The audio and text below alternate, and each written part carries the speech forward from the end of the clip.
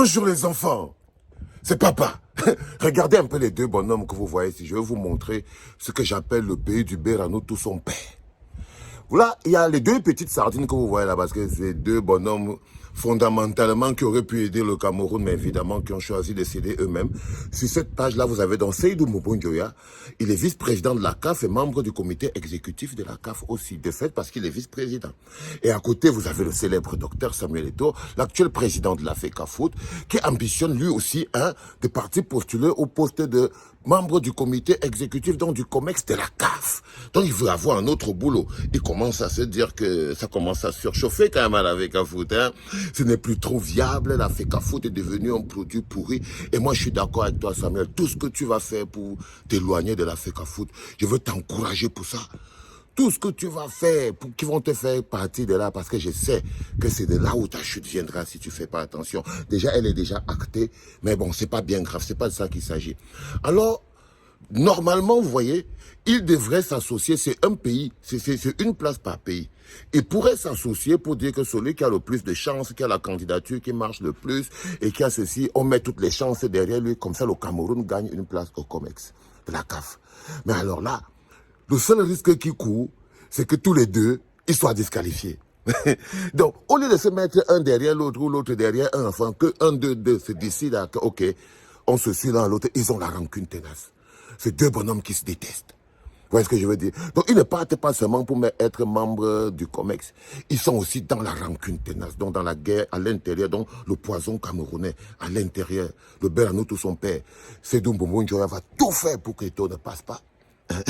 De toutes ses forces, il va tout faire, il va même chercher les nudes, il va monter, il va descendre, parce que les mecs sont en conflit d'abord humain et personnel. Hein? Humain et personnel. Mais derrière, il y a le Cameroun, c'est le Cameroun qui va perdre la place. Mais les deux bonhommes sont dans le Berano tout son père, c'est-à-dire que Berano, le Cameroun perd.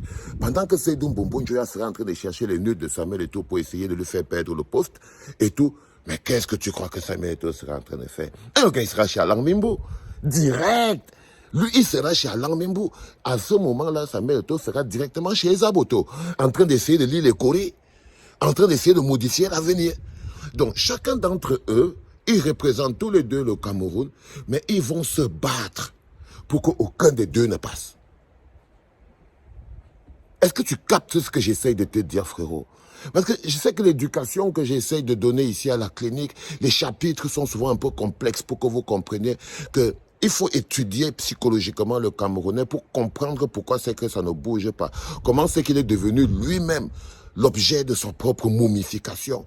Comment c'est qu'il est acteur lui-même aujourd'hui de son autodestruction. Ça, c'est par exemple l'expression du pays du Berano tout son père. Le pays de Berano tout son père. Personne ne gagne.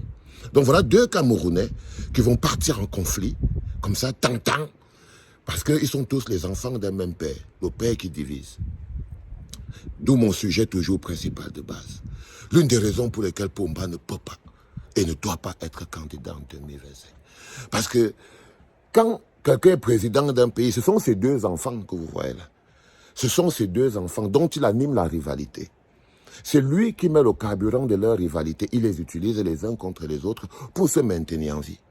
Si cette bagarre perdue, c'est parce qu'il leur vend des intérêts, il les manipule, il exacerbe leur petite concurrence. C'est lui qui fabrique ces vipères.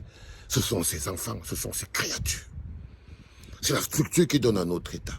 Maintenant, il les laisse aller se bagarrer parce qu'un État normal, un président dit, eh non, ou bien un ministre dit, non.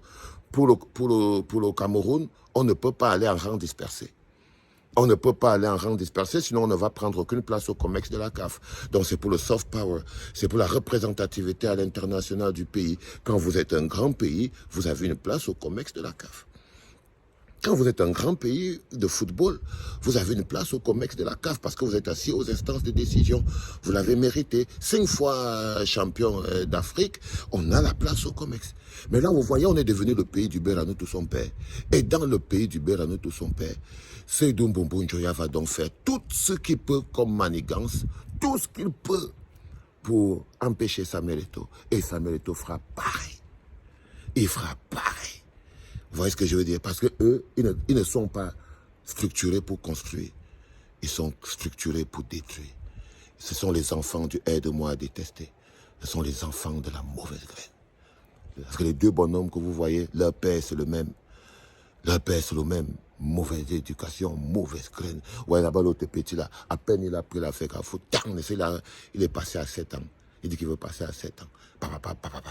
Il dit que l'éducation, manque d'éducation de base. Éducation empoisonnée à la base.